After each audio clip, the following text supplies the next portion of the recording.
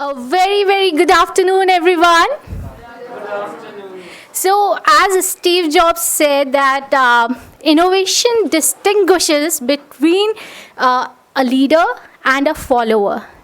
And today, let's explore how digital health is leading the way in transforming primary health care in rural India. It is my pleasure to introduce Mr. Kiran Anandampillai, Advisor Technology with the National Health Authority and founder and CEO of iDrishti. With a rich background in telecom engineering and a passion for leveraging technology to drive healthcare impact, Mr. Kiran will share his insights on the transformative potential of digital health in redefining primary healthcare delivery in rural areas. Mr. Kiran, guys, it's all yours. So good afternoon. Thank you so much for that kind introduction. I'm not going to be doing a presentation. I'm actually going to be, I think somebody said that, you will ask me questions, but actually my plan was to ask you folks a lot of questions. So we'll start, I don't even know how many of you ever lived in a village, in a rural area. Great. Absolutely perfect. So that's our context. You are someone who's, let's say, living in a village. And I want you to answer this question. What are the choices that you think you have for your healthcare, primary healthcare needs? What are the choices I have? Where will I go? Who will I go to? And why will I choose that choice? Somebody, open up. Yeah. Can I get a mic? Yeah, please pause it. Some traditional healer. Very good. Traditional healer. Any other choices? Can you tell me why will I choose that choice? What is my reason to choose a traditional healer? So because the conditions which I'm mentioning over here, like 15 kilometer, and so distance. yeah, distance okay. is one aspect, and other thing is like how much aware I am as an individual. My awareness about other choices. About other choices, and how much I have been supported by available health system like ASA, ANMs are available to take me or help me with the same thing. Okay. And since the other person, the traditional healer, is very much famous and people keep going. Did you raise your hand when I asked, do you live in a village? Have you lived in the village? Okay, good. Very, very interesting insights. Anybody else? Any other choice? I would want to share what I observed in my hometown. I visited my hometown last month and I observed that there's a compounder who comes and visits you at your home place. He's not a compounder, he's a lab technician, but he's referred to as a compounder. So 100 rupees he comes and he gives you saline. Traditional healer, compounder, we are going to combine into one kind of a broader category. I call them informal healthcare providers. Okay? So let's use the term informal healthcare providers, but yes, you're right. So both of them are similar. So traditional healers probably don't use allopathy, though many of the informal providers, whether they are, Ayurveda, homeopathy, Unani, almost all practice some form of allopathy today in India. But yes, somebody who's not formally trained is very, very common in rural areas. Any other choice? Okay, so informal providers will park. Any more choices? That is home remedy. I am still home remedy, so everybody will do. So beyond those two. Now informal providers, home remedies. We have a concept of sub-center at the village level. Very good. So there is the government which is offering something like a sub-center at the village level. So there is a public provider. So my other choice is I can go to a public provider. Will I choose that choice? Yes, we can. Okay. All right. So some people will choose that choice. Okay. We'll talk about when do people make that choice.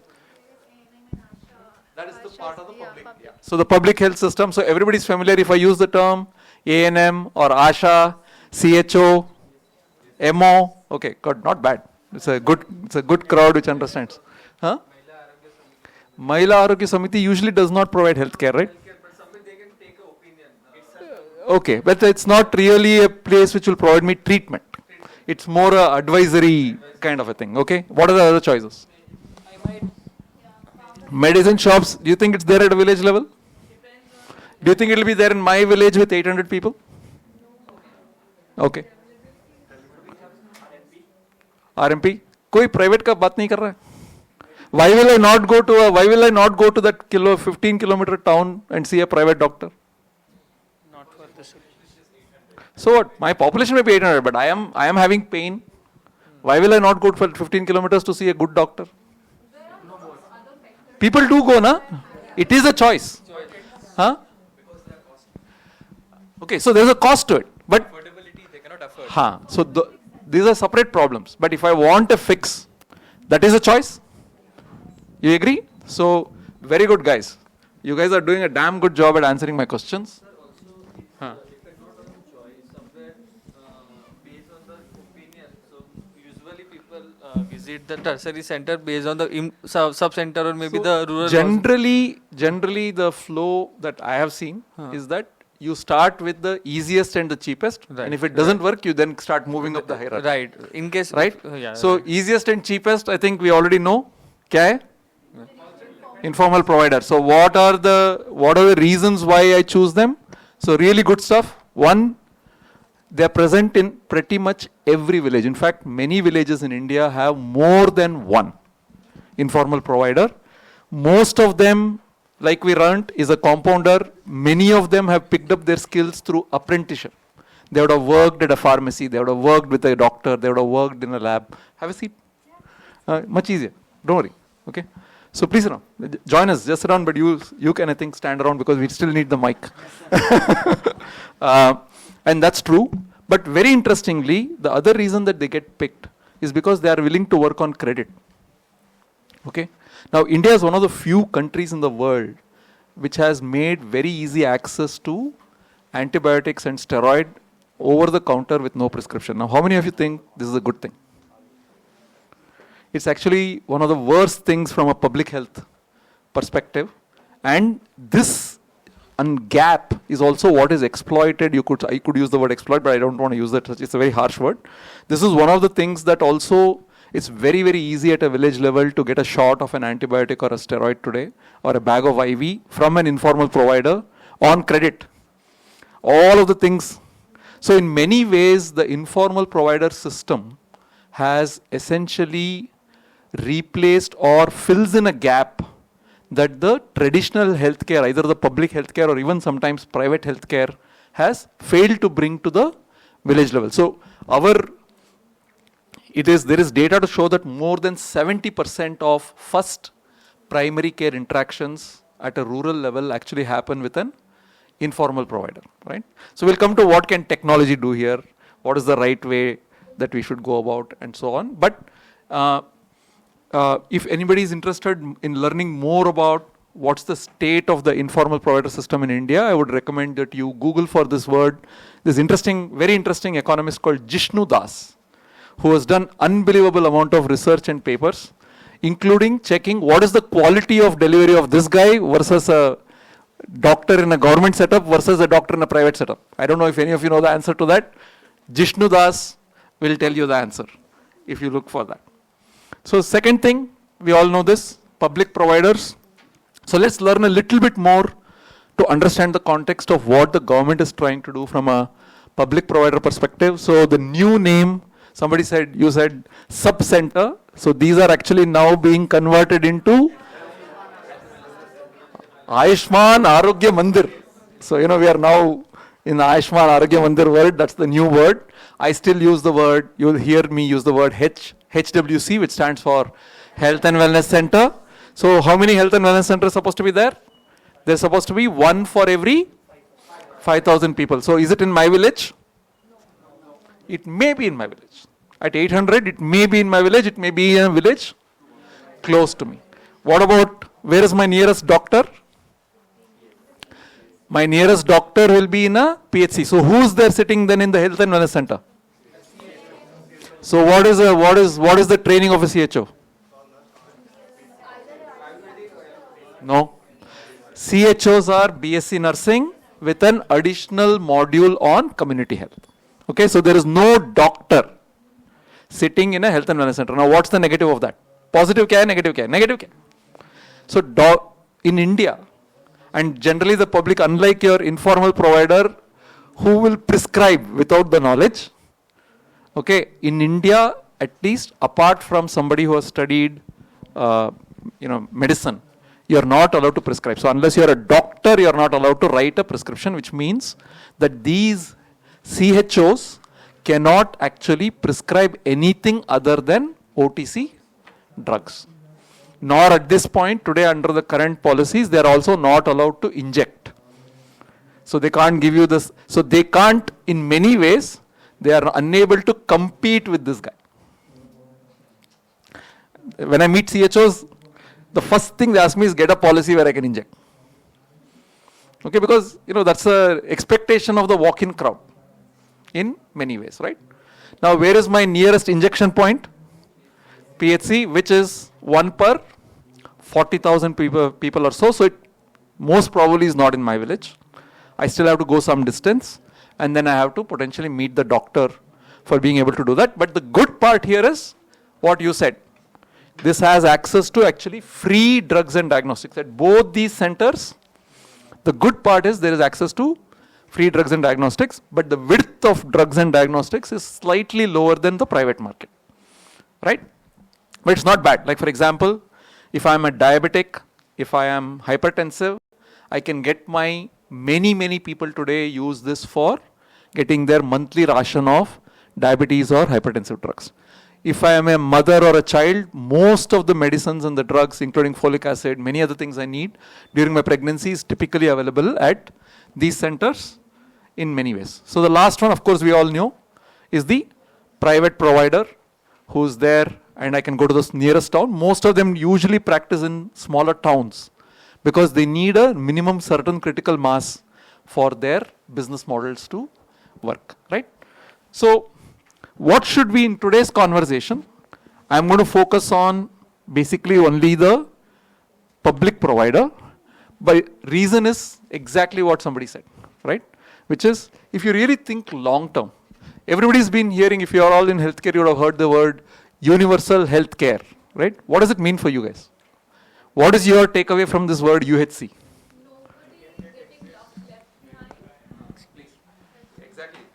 Nobody getting left behind, like healthcare for everyone, like for basic health necessities, SSS. Money. Most important. So universal health coverage essentially says that we have to promise the whole population a minimum set of health benefits which can be obtained without necessarily having significant out-of-pocket expenses. That is why it is equitable, because it's applicable to everybody. And if the basket of benefits that I am getting pretty much without cost is reasonable, then I will not worry about, if I fall ill, there's something, it's an issue, right?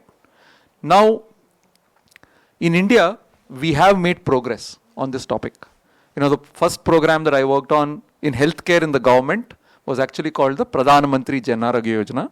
And there is hard data to show that at least on inpatient care, because the Pradhan Mantri Jan Arogya Yojana covers today about 700 million people with a health insurance scheme for about 5 lakhs is the way they position it, 5 lakhs of health cover for about 700 million people, which gets covered if they have an inpatient insurance. So there is hard data that for inpatient cases, there has been a reduction in out-of-pocket expenses. But India still doesn't effectively cover, and these schemes don't yet cover out-of-patient expenses. So if you do studies today and you look at where is the highest out-of-pocket expenditure, you'll see it in medicines, diagnostics. I think all of us in the room, if you have had a health incident, you bought your last drug, you probably got your COVID test done and you paid for it, right? And all the consumables is there, and this is still a big challenge. Now in the previous slide, what did you see? The government does have an intent to give away a lot of these drugs and diagnostics for free, but you have to go to a government place to get care. Now, the question that we're going to ask in this session today is, can technology help? But help in what?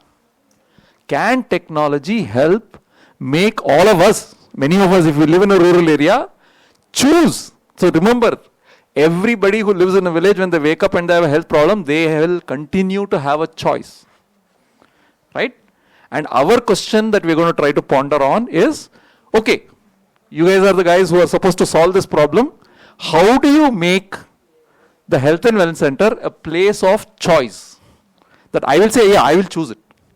When will you choose it? What is important? So what is important for choice? So trust, of course. So one of the arguments I make in general is that historically the government public health system in India has primarily been losing trust. Trust on what? Trust on being able to deliver. Right? If I go there, I'll get cured. If I go there, I'll get treatment. And why? Why does it lose trust? What is the things? What are the factors that's making it lose trust? Quality is not easy to define in healthcare. Huh? So let's park quality. Let's make more tangible, very clear, tangible stuff. Huh? Very good word. Availability of what? So we have availability on 4 things that are required. You need to have the doctor there or the CHO there. So availability of a human resource, availability of the medicine or availability of the diagnostic, availability of the machine, that machine that is there to weigh my weight also has to work, no? So availability of infrastructure. So availability is definitely one key thing. Number one, we can all agree. Okay, what else? Accessibility, actually we can argue that the government is probably the only organized entity that's trying to go till the village. So if you see with the architecture of a PHC for every 40,000 people, health and wellness center for 5,000 people, and ASHA for every 1,000 people, the government is probably the only organized player which is trying to really go till the village level with care. So access, we could say, government is probably the best guy to deliver or bring access. Right? What else? Perception of quality, but perception of quality we agreed that is coming from big part is availability. Of course, infrastructure quality. You know, today modern clinics and hospitals look far better than what the government has probably been putting together, right? Exactly, right. But you had a point in the back, yeah. Yeah, tackling the emergency, I feel. Tackling the emergency. Yeah. So primary care is generally not supposed to be for emergency care. So I think we should distinguish between what the role of a primary care entity is and emergency care. Emergency care is very hard to deliver in general, especially in rural areas. And at this point in this discussion today, we will not get into that topic. We will get into focus our topic on primary care. I think inconvenience is something that deters us from availing public health facilities. I mean, it stems from a lack of availability. So availability is coming out as a very key metric or a point for sure. Good point. Good point. Attitudes and behaviors matter, right? So could be timings. Very good thing. Again, availability to some extent, but yes. Huh? So let's... True. So, if we have to solve for all of this, does technology have a role? Do you guys think, sitting in this room, all of you are digital health yodhas, right? So, do you think we can make a difference? Yes. All right. So, let's look at what are the potential areas where we could make a difference, right? So, that's really what we will learn. So, but before we go there, our role or our job is now to build a technology solution that will be used in public primary care. So our context has now switched, and we are trying to make sure that when we design this and put it together, the long-term end result is that more people will choose the public primary care as their option for care. So what are the problems that our technology solution has to be able to address? I've got in a few here, but let me take it off. But so that we can also ask, but okay, let's talk about these. But we agree in all of this. Is there anything that here we see as challenging? So for any solution that we build, is connectivity a solved problem?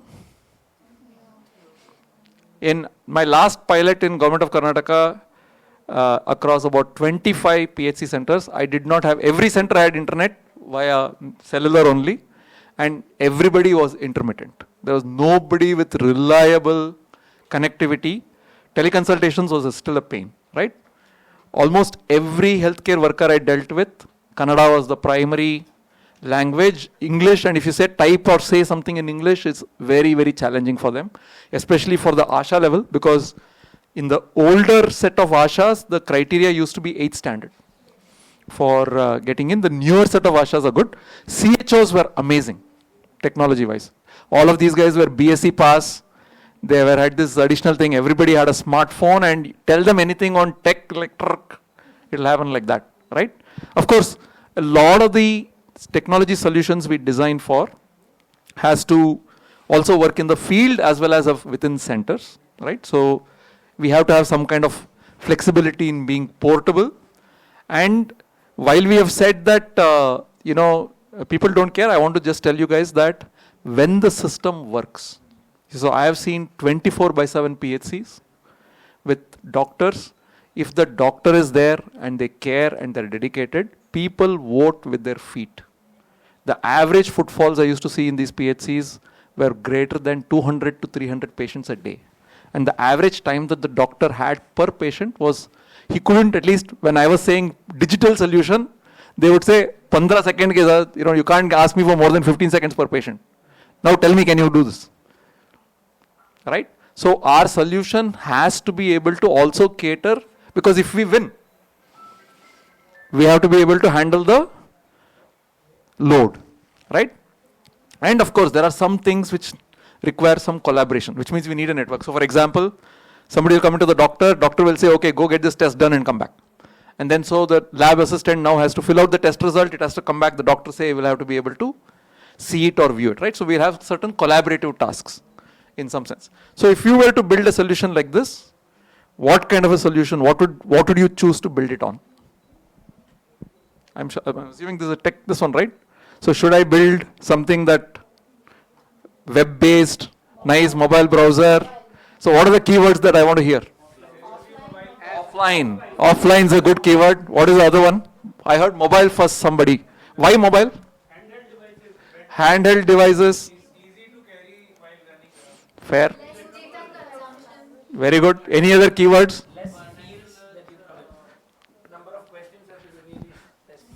Super. So we all agree? So whatever solution we are going to build for primary care, we are going to build it as a mobile-based solution. Mobile versus tablets, any views? Very good.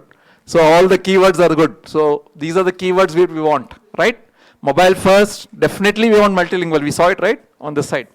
Very important. And we want to simplify data capture. So what is it? We'll talk a bit about what are the ideas to simplify data capture. We said that English is a problem, these are problem. And we want some approaches to local networking. What are the ideas for local networking?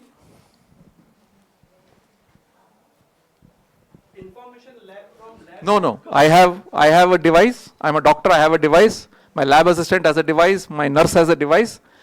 I have registered a patient. I want to send information there. I want to get information back and forth. Local Wi-Fi. Any other ideas?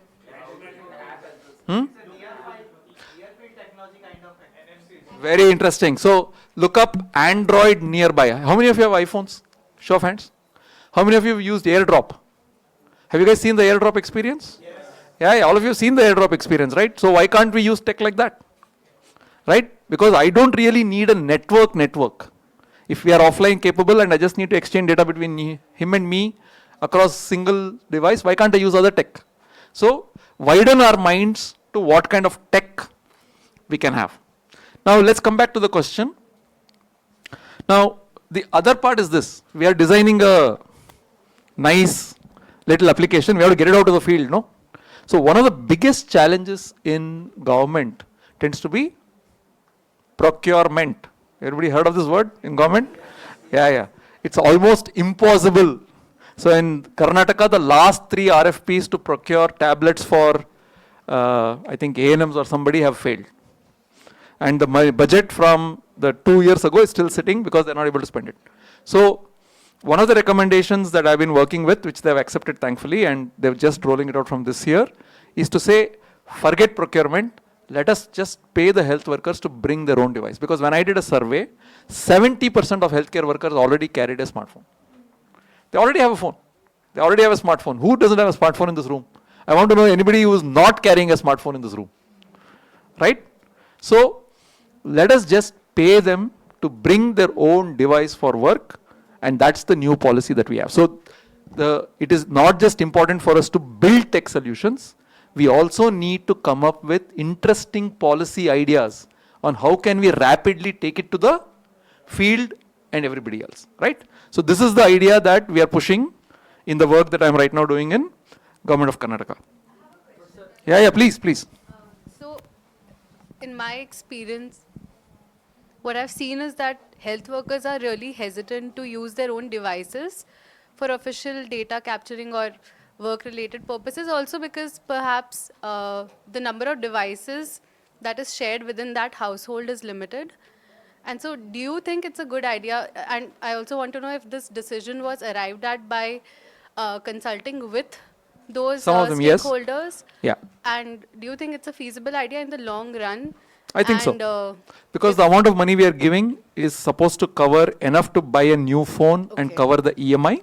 Yes. So we have estimated the cost of the device and the average life of the device at 3 years. Right. Plus it also is enough to cover a data plan. Right. I just wanted to understand if that That is the amount thinking. is, So basically what we are for- saying is actually we are not just saying bring your own device. We are saying if you don't have a device, here are distributors or people who you can go to who will give you an EMI based loan, and the amount of incentive or whatever that we are giving per month is enough to cover that cost. Does that make sense? Yes, it does. So we are going to enable them to get their own phone, but we are not going to do procurement. Yeah, this information makes it make sense. So when you say how am I ensuring data is safe, it's a question I'm going to reverse back to you. How do we think we can ensure data can be safe? So it is not by doing something like MDM. Yeah, have you guys heard of MDM? So basically there are corporates which can actually take full control of your device so that you can't install anything, you can't do anything. So the operating keyword, because when I first wrote this, I should also tell you guys, the bureaucrat on the other side said that I am paying you every month. So if you leave your job before this 3 years is up, you have to return your device. So saying the operating keyword is it's your own device. And we are not insisting that you must buy a new device. So I had to fight to get that clause off, right? So these are important in terms of thinking. We are saying that this is your device and we hope that you will actually invest and take care of the device better. I don't know if you guys know, the last time I went somewhere, I saw the photos of, they had issued some 4,000 tablets, 1,000 tablets with broken screens, ka photo pile up, and now we don't know what to do next, right? So those are real challenges and problems in practical implementing on the ground. Yeah, one question associated to that only. So there are, for procurement also different models are there. One is using devices on rent. So why that has not been opted? I don't know. I'm just telling you what I am processing. I am pro this for a couple of other reasons. There is a certain pride to ownership that, and if you say that this is your own device and okay, I'm paying you money to use it, you may invest in a far better device than what the min qualifications are. So usually in a bidding model, you put a spec, you will not get 1 inch above the spec, right? Because you are getting to an L1 cost game in how procurements are done. All right. So all of us have decided that we are going to build something on mobile phones. We have found a way to get it into the hands of all healthcare workers. Now, Yeah. We are building tech solution to enable and make primary care the first choice from public perspective. But all the problems we listed, there was no problem saying that the tech is not available. The problem we said it's not vernacular, people attitude is not good, availability is not When you good. say tech is not available, what do you mean?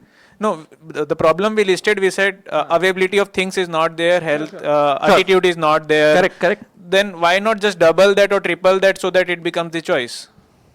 It's not a bad question at all, but do you think we have the budgets for it?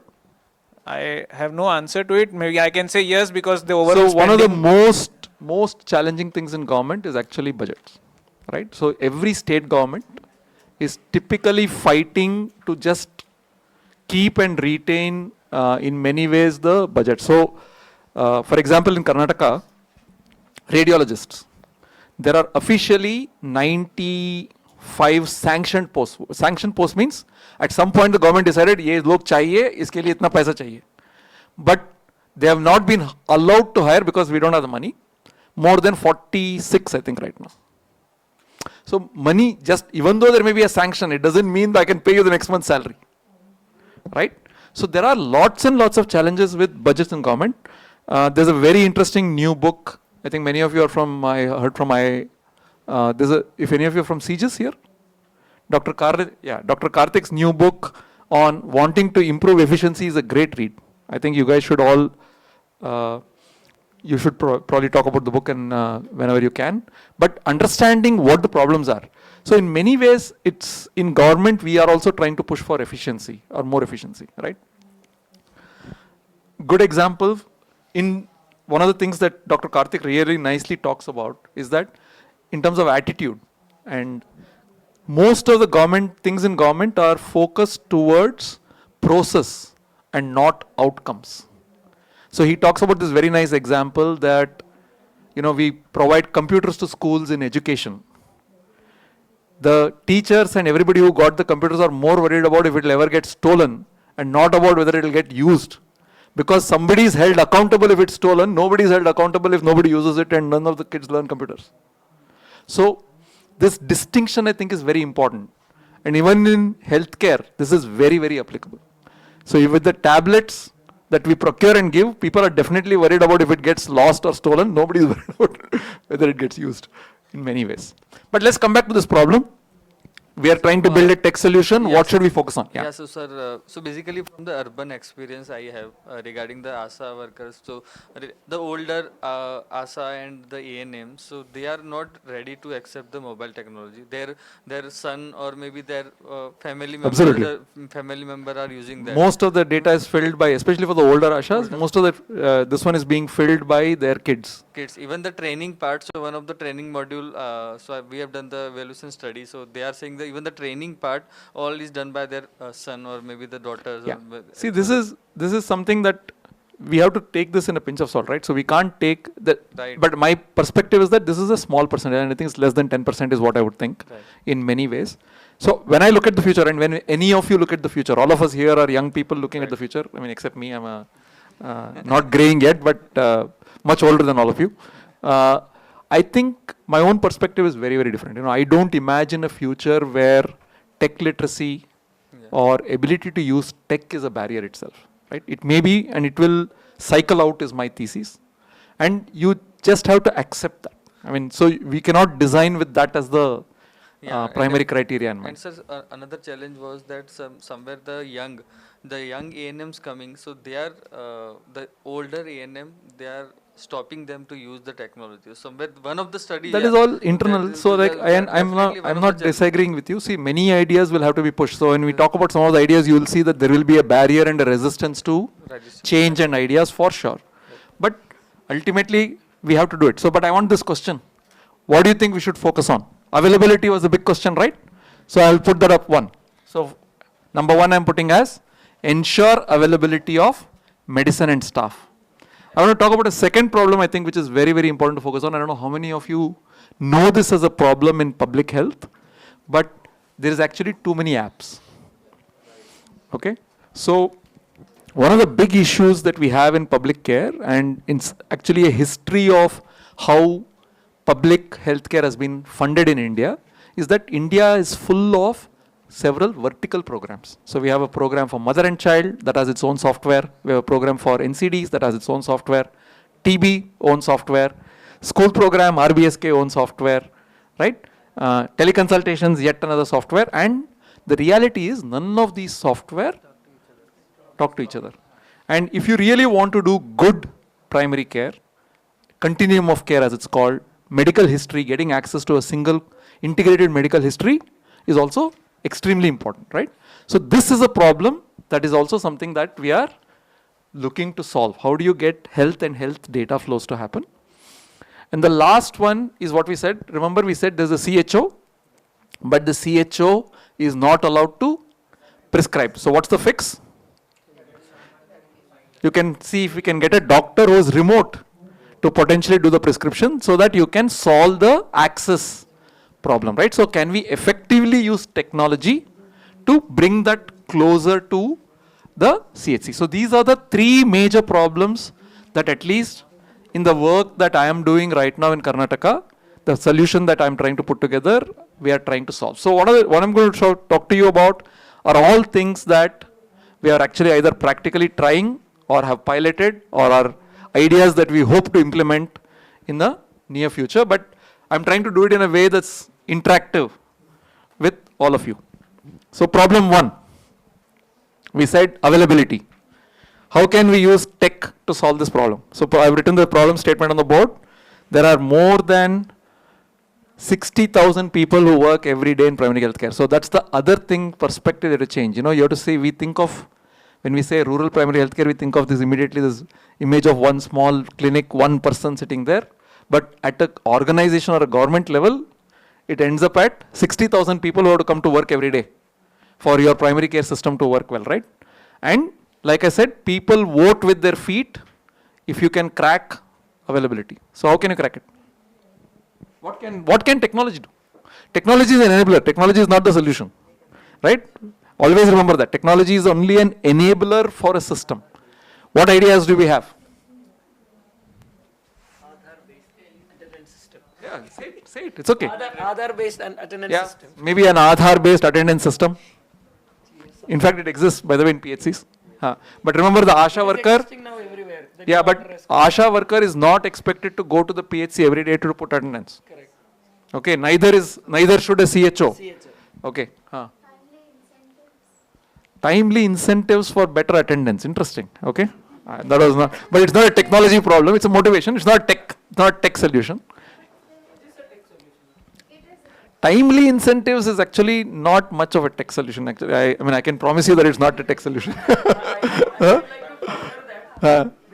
we put tech everywhere else except in the place where the paper. So let's suppose sure. It's going to be like claim on time, so we can be able to increase the efficiency of the fair.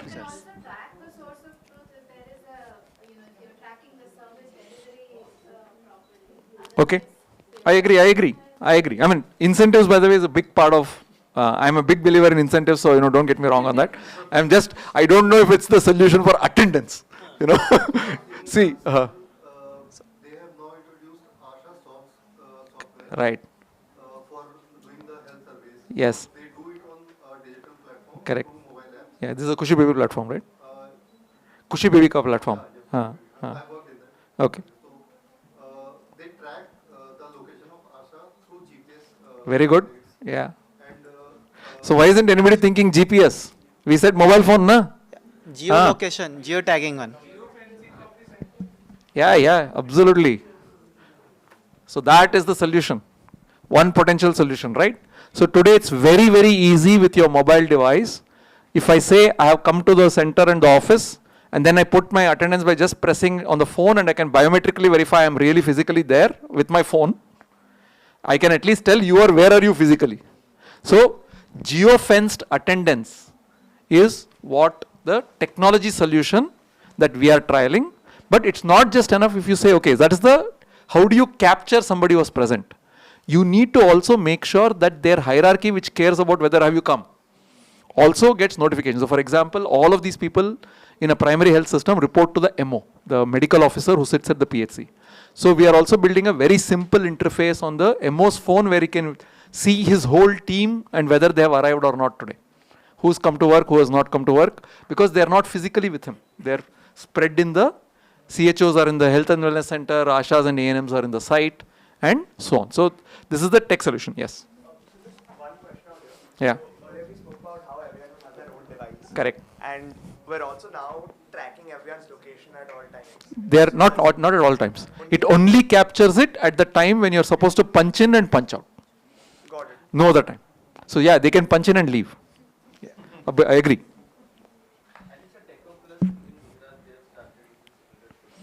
I don't know if Techoplus put a geofencing in, but yeah, they're working with healthcare workers too. So I will not be surprised. Anybody can. In fact, Andhra Pradesh has built a solution which is used across departments. It's not just in healthcare. They're using geofenced attendance across many departments of health, across education, across health, across all of these various government departments. They're using it.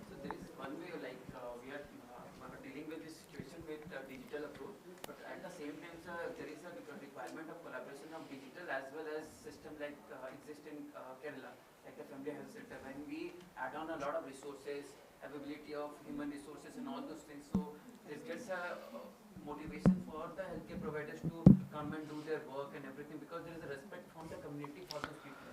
you're bang on. Like we just talked about in the previous guy's case, if you just enforce attendance, they'll come, they'll punch, they'll leave.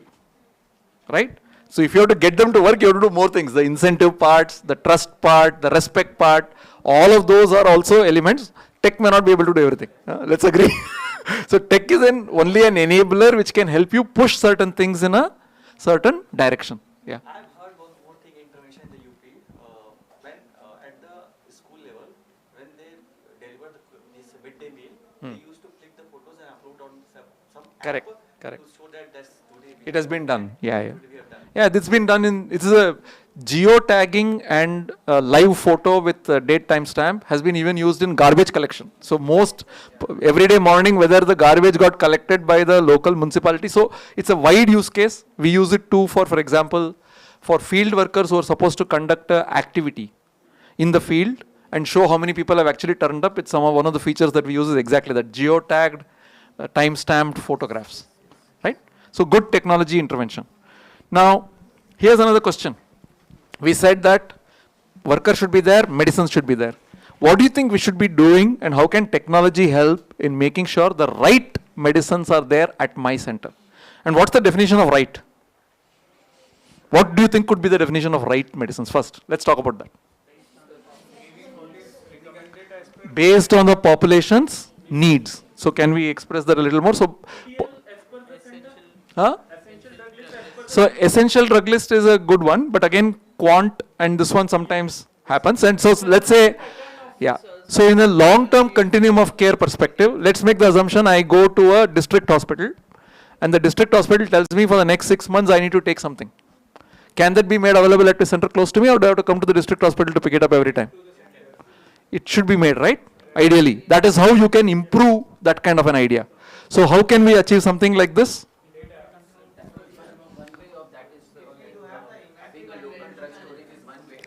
Local drug storage exists. Remember, we said health and wellness center has a local drug store and this one is there. Our question is to make a decision on to A, do you have the drugs in your store? B, what drugs should be there in the store? Super. Somebody cracked it. This is the idea that we are working on. So one of the things that we are doing is, remember that every health and wellness center has a population of about 5,000. We are looking to actually enumerate the population. That means register everybody using this whole ASHA worker things. Wherever a prescription is issued, we want to actually get an e-prescription issued and we want to link it with their digital identifier, which is in this case ABHA. From everybody's heard of ABHA. Anybody who's not heard of ABHA? Okay, good. Everybody's heard of ABHA. And third, we are looking to auto-indent based on these prescriptions. Yeah, auto-indent based on these prescriptions. And we are looking to see how we can get from the state warehouse a direct delivery through say maybe the India Post. You will get a box with a QR code. You can just scan it and that goes into your inventory. So these are ideas that we are working on because one of the things that's happening today, I'll just tell you how it happens today in Karnataka. In Karnataka, drugs move from the central warehouse up to the PHC. The CHO walks from the PHC, goes and picks up whatever drugs they want and comes back into their center. So we are trying to see whether that can be changed.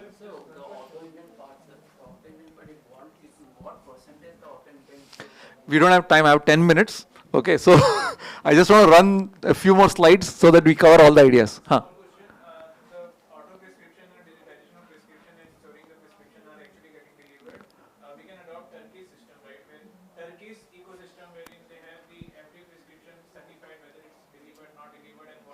We could. E-prescriptions are very new still in the Indian ecosystem. But yeah, directionally we could go there. So this is another idea. So problem statement on the screen. Any ideas? What biometrics? Very good idea. Face. Iris. But is this a real problem? So whenever at least I have worked at the field, I typically see people coming in, especially older people. They won't even have a mobile or remember the mobile number. It's many times a shared device. But they'll just come for treatment, right? So we do need to quickly identify who they are every time, right? So what we are doing in Karnataka is two things. One, we have come up with a photo from Aadhaar. Now why photo? Because same thing. Many of the healthcare workers can make mistakes while typing. They are not very comfortable typing. But everybody knows how to take a photo. So we are saying, let them keep the Aadhaar, you just take a photo of the Aadhaar, that's all I need for me to extract all the information from it, create your Abha. Fair? And the second thing we want is, we want them to take a photo of the patient when they are doing this, because the second time they come, we are extracting face biometrics, and the next time you come, so our interaction in Karnataka looks like, patient comes, meets a healthcare worker takes a photo, they know who the patient is if they have previously registered. So that is as simple as that. So these are ideas, again, look how tech is helping simplify problems in implementation, right? Now, this is a little bit as a talk because I'm not sure how many of you will understand some of the concepts here fully. So I'll just cover quickly how we are looking at bringing health data together. So all of you might know that there are many applications we spoke about. NHM apps are there. There is also hospital software, right? So people can go higher levels of care, HMIS systems in primary and tertiary care. And our problem is really, how do we bring data? There could be a prescription here, there could be a diagnostic discharge summary here, there could be a referral this way, that way. How do we bring this data together? So the ABDM architecture for this is something like this. The first thing it says is, everybody must identify the patient in the same way digitally, and Abha is the way to identify it. So in the previous slide, I showed you how we are trying to get Abha for everyone at a rural level, right? The second thing it says is that if you are creating any health information in your application, you must link it with the Abha. So that is what we are working with each of these groups. The National Health Authority is working with them to make sure they become ABDM compliant applications. So if they become ABDM compliant, and if they capture an Abha, they will then link whatever software. So if NCD is capturing a BP and a sugar, or a prescription for Amlong as a drug, it will then link that into the Abha. And then you should be able to pull whatever is linked with an Abha with the user's consent to create the history. This is the concept, right? Everybody is clear about the concept? And a good part of this concept is, it actually meets very nicely with the DPDP Act, which is now coming and all of us need to be compliant with. Now, when I'm trying to get this practically done on the ground, this is the current Abha capture rate on each of these apps. So it's less than 5%. So this is one very, very challenging thing. So even though applications have become ABDM compliant, but health workers on the ground don't essentially, they skip that step of capturing or creating the Abha because there are a lot of there are pains involved in it.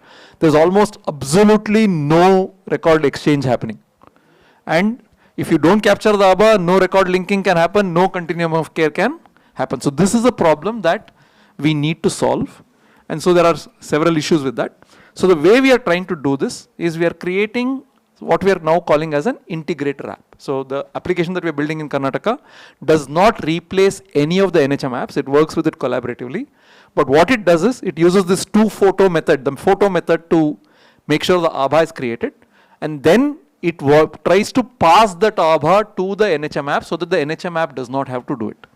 So what we do is, for example, if we are launching eSanjeevani, which is the teleconsultation app, we pass it as a parameter. But we don't just pass the Abha, we pass one more thing, we pass the user ID and the password of the person, the healthcare worker. So everybody remember that each of these apps also have issued different user ID passwords for each of the apps. So RCH has a different user ID password, NCD has a different user ID password. So in some sense, we are giving them a single sign-on like experience. So they don't have to remember that user ID password, and Abha capture is also guaranteed to happen. So this is the two key ideas that we are doing. We have not yet reached the stage where if the remote doctor puts a prescription, we can pull it back into the app through ABDM M3. But this is something that we are currently working on. So this is the idea. So you will be able to launch the RCH app, the NCD app, and all of those apps will 100% guarantee have the Abha. And the user will also not need to constantly remember the user ID and passwords for those. So this is how we are trying to solve for this as a tech problem.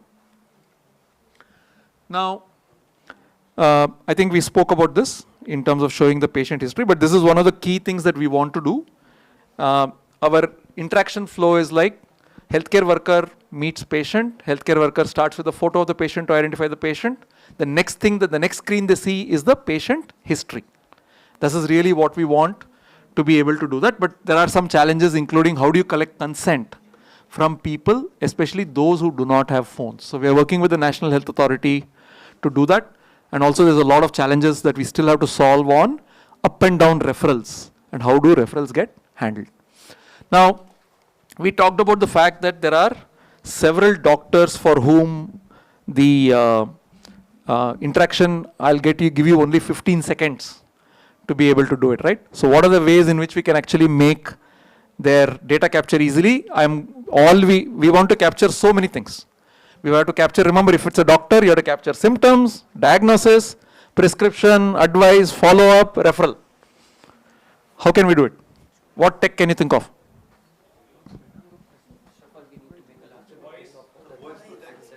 Voice to text is one idea. Anything else? So some digital pen. Anything else?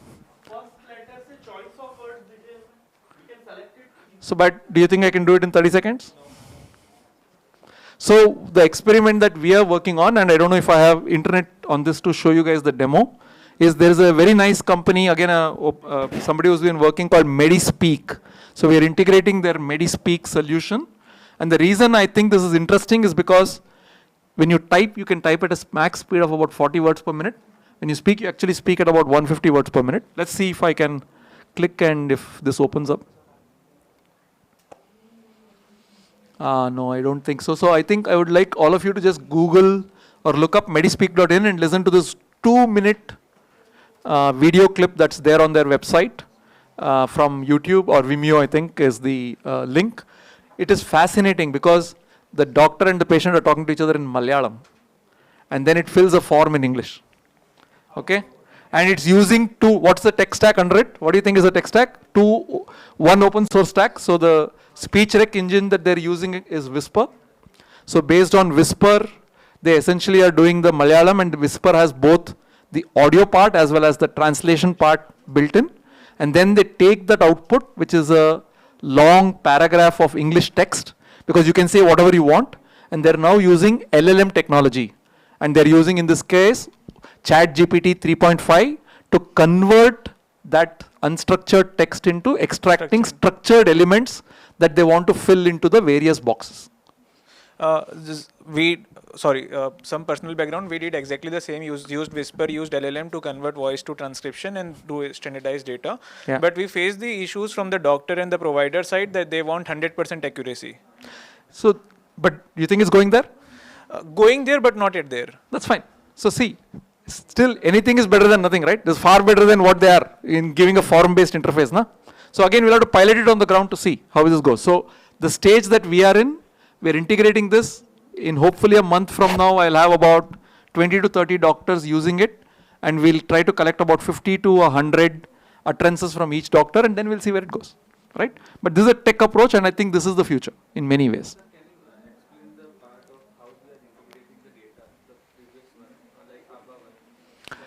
I don't think we have time. We can catch up on this offline. Yeah.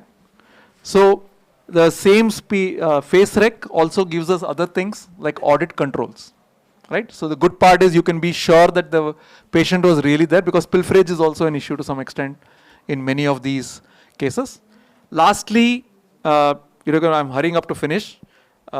We have, like we said, we want to be able to help the CHOs to be able to do better diagnosis through telemedicine. So one of the areas that we are looking at in that is to see how can point of care devices. So one of the great areas of technological advancement right now is very, very interesting new point of care devices. So this device that I'm showing, of course, is not going to be procured by the government of India. It's called, it's a very interesting integrated device that has come out. So there are many new devices that can read a lot of additional parameters of our body, as well as give us imaging including imaging of the, say, ear, the throat, nose, and many other things that can be done, which is excellent for primary care. I think primary care, there's a huge need, especially for, say, children, pediatric care, and other things to bring these kind of technologies in there. And we are trying to use that in combination with eSanjeevani and a back team of appointment-based specialists to see how we can actually deliver this particular thing. And lastly, of course, I think all of us live in the world of AI. We just talked about how LLMs we are using already with MediSpeak to do unstructured to structured data. But AIs, I think, will do a lot more, especially with imaging and other things. These are just some examples of how AI has already been used in many areas of care. But I do believe that the next set of things that will happen will have significant more things with AI playing a role. Right? So this is the final big vision piece of what the government of Karnataka software will do. So it's an application that will be used by all of these frontline workers. We're going to have the ability to do who's the healthcare worker, track their attendance, track their incentives and present them their incentives, do which is the facility, what are the assets in the facility, are the assets working or not, is there anything that needs to be repaired. On the beneficiary side, it's going to help in rapid beneficiary identification. It's going to be able to show their patient history, and it's going to be able to record treatments that are being provided by the CHO or the PHC. And it also integrates with a variety of these NHM apps that we spoke about, where we are trying to create a feeling of how do you get a single sign-on, but we're also guaranteeing that you'll get the ABHA and you can get the data back from these apps. And we are also looking to automate certain reporting. So we didn't talk about the reporting role of many of these healthcare workers. They have to fill out something called a CHO every day. At the end of the day has to go fill out something called the ABHWC portal. If I do a lab test, I have to fill out something in something called an IHIP system. If I have a HMIS system that I have to report into once a month, we want to make sure that we can automatically push that data in. And of course, we want to talk to and work with the various inventory management of the state and the stuff that, of course, all the bureaucrats love, which is, your dashboards, right? So that's the big picture of what we are trying to do in Karnataka. And as you can see, I hope you leave this room with a belief that tech has a big role to play in, how we can actually make a change in how primary healthcare can be delivered in India. Thank you.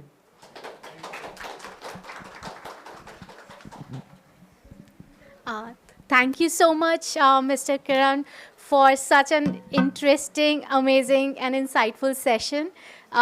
Definitely, I think everyone in this room has learned something new, and this dynamic discussion has definitely left a lasting impact on all of us. What do you think, everyone?